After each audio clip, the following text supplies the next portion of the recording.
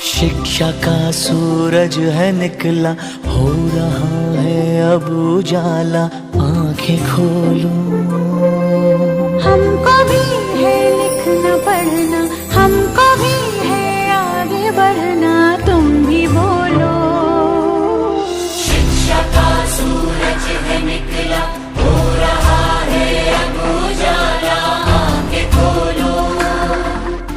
हमको भी है लिखना पढ़ना, हमको भी है आगे बढ़ना, तुम भी बोलो।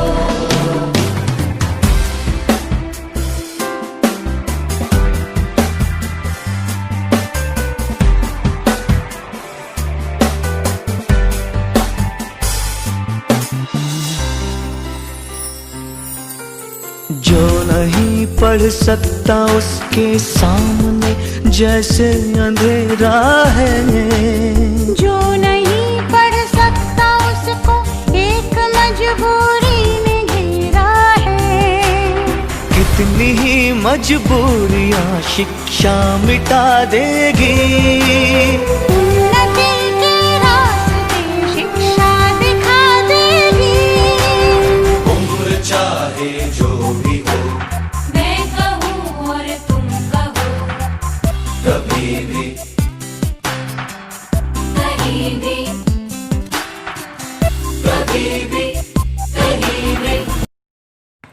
Okay my dear student, welcome to excellent study centre educational channel.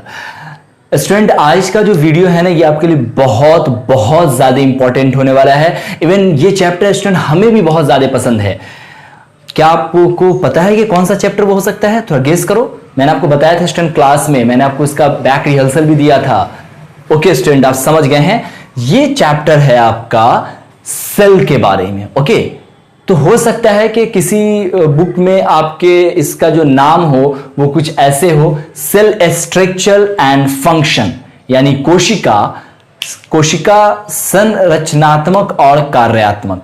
या फिर हो सकता है कि किसी क्लास में ऐसे भी हो, the fundamental unit of life, यानी कोशिका जीवन की आधारभूत इकाई।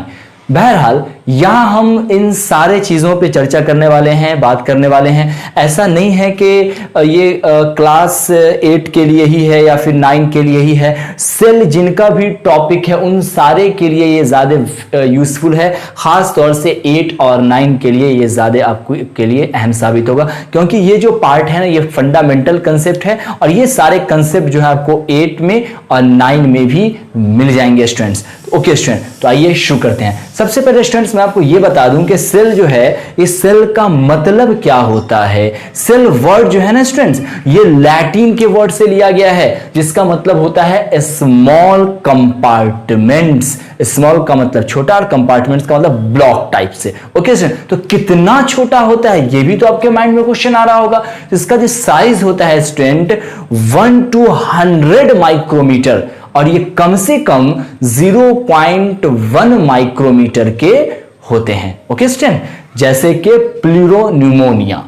अब आप सोच रहे होंगे स्टूडेंट्स कि इतना छोटा होता है।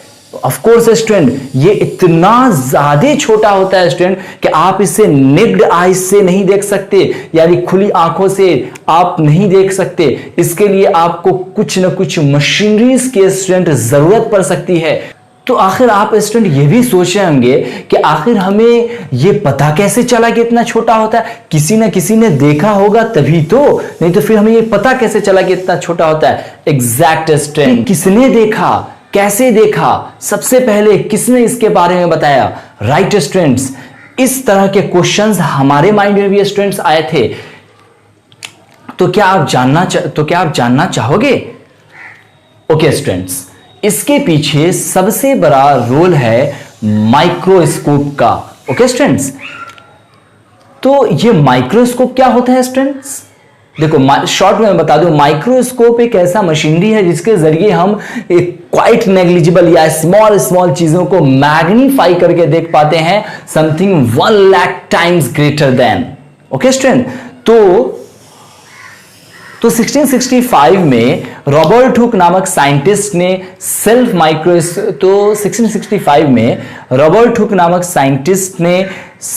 सेल्फ माइक्रोस्कोप के द्वारा सेल डिस्कवरी का एग्जामिन किया कैसे किया, आइए अब इस चीज को जानते हैं। ओके स्टूडेंट्स, तो रॉबर्ट हुक ने ट्री बार्क के एक सैंपल को लिया स्टूडेंट्स और इसे माइक्रोस्कोप के लेंस के सामने रखा।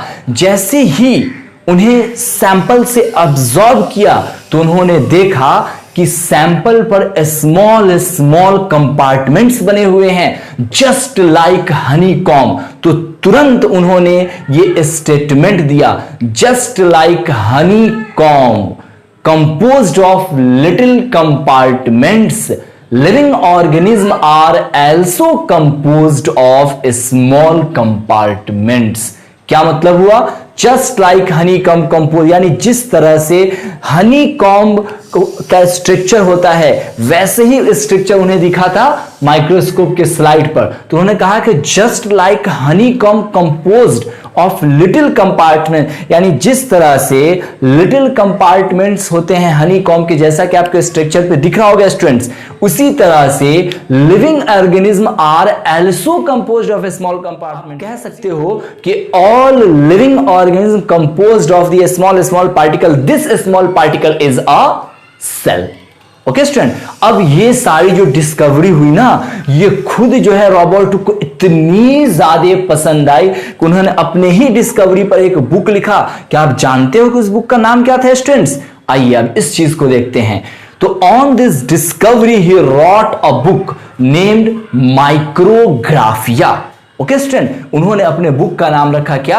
माइक्रोग्राफिया। इस प्रकार सेल के बारे में सम स्टेटमेंट्स कुछ स्टेबल होते हैं, वो मैं आपसे शेयर करना चाहूंगा क्योंकि आपके एग्जाम में काफी मददगार साबित हो सकते हैं स्टूडेंट। तो अब हुआ क्या कि जिस तरह से हाउस है, हाउस में अगर 1 बाय 1 ब्रिक्स को अगर अरेंज करते हैं तो एक आपका पूरी बिल्डिंग बन जाती है। जस्ट लाइक हमारे बॉडी में अगर 1 बाय 1 अगर सेल को अरेंज किया जाता है तो हमारी एक पूरी बिल्डिंग जो है बन जाती है, यानी कि पूरी हमारी शरीर जो है बन जाता है, पूरी बॉडी बन जाती है, यानी कि बॉडी बिल्डिंग ब्लॉक बन जाता है। तो इस तरह से सेल को जो है कहा जा सकता है कि cell is a building block of life another hand. Okay, तो उसके बाद आपने ये भी देखा कि सेल जो है वो किसी चीज का बेसिक स्ट्रक्चर होता है स्टूडेंट्स। जैसे कि अगर हाउस है तो हाउस का जो फंडामेंटल यूनिट्स है वो ब्रिक्स है, अगर ब्रिक्स नहीं होता तो हाउस नहीं होता ऑफ कोर्स। तो उसी तरह से अगर सेल नहीं होगा तो ह्यूमन बॉडी नहीं होगा। ओके स्टूडेंट, तो आप ऐसा इजिली आप इसको डिनोट कर सकते हो। ये स्टेटमेंट फिर वहां से निकला कि cell is the basic structure unit of life, यानी सेल जो है किसी लाइफ का सेंस या लिविंग ऑर्गेनिज्म का क्या है? बेसिक स्ट्रक्चर है। यानी अगर सेल नहीं होगा तो स्ट्रक्चर नहीं होगा, स्ट्रक्चर नहीं होगा तो फिर लिविंग ऑर्गेनिज्म कहां से होगा? ओके स्टूडेंट, उसी तरह से एक और पॉइंट्स यहां पे आपको आपने गौर किया होगा इस पूरी कहानी में कि सेल को मैंने कहा कि सेल जो है ना एक फंडामेंटल यूनिट है। क्यों कहा? जस्ट लाइक यही कंसेप्ट है। सोचो कि अगर फंडामेंटल चीज नहीं होगा, यानी जो आधारभूत चीजें नहीं है, आपके चैप्टर का नाम ही है स्टूडेंट कि कोशिका जीवन की आधारभूत इकाई, यानी अगर ये आधारभूत नहीं होगा, यानी ये फंडामेंटल नहीं होगा, यानी जिस तरह से अगर हाउस है, हाउस को क्रिएट होने के लिए या फिर इस मार्कर को क्रिएट होने के लिए स्मॉल स्मॉल पार्टिकल्स की जरूरत है, यानी आपको एटम एंड मॉलिक्यूल्स की, तो दिस एटम एंड मॉलिक्यूल्स इस मार्कर के लिए हो जाएगा फंडामेंटल यूनिट। उसी तरह से जो हमारी बॉडी है, हमारी बॉडी को बनने के लिए क्या जरूरी है? किस चीज से बना है वो तो आपको पता चल ही चुका है, बोलो सेल। तो सोचो कि सेल जो है, हम तो ऐसा कह सकते हैं ना फिर कि cell is the basic fundamental unit of life, यानी without cell it is not possible any living organism composed and made up of. Okay students, अब इस तरह से यहां पर एक डिफिनीशन सेल का आसानी से बन जाता है। आप ये भी समझ ही गए होंगे इसे हमें कैसे बोलना होगा। आप बोल सकते हो कि cell is the structural and functional unit of life, यानी कोशिका शरीर की संरचनात्मक और क्रियात्मक इकाई होती है। ओके स्टूडेंट्स, तो ओके स्टूडेंट, अब ये सारे चीजों को आप अच्छे तरह से याद रखना। वीडियो अगर पसंद आया हो तो लाइक एंड शेयर करो। नेक्स्ट टॉपिक में हम लोग नेक्स्ट पार्ट में जानेंगे सेल थ्योरी के बारे में। मैं आपको बताऊंगा कि फर्दर फिर और भी सारे साइंटिस्ट हैं, उन्होंने भी बहुत सारी डिस्कवरी की, उस डिस्कवरी के बेसिस पर एक स्टेटमेंट को स्टेबल किया गया जो कि सेल थ्योरी कहलाता है। वो क्या है स्टूडेंट, ये हम लोग नेक्स्ट पार्ट में जानेंगे। तो आप चैनल को सब्सक्राइब कर लो, अब बेल आइकन को भी क्लिक कर लो, ताकि जहां हम नेक्स्ट वीडियोस लाएं वो तुरंत आपको इसका नोटिफिकेशन मिल जाए।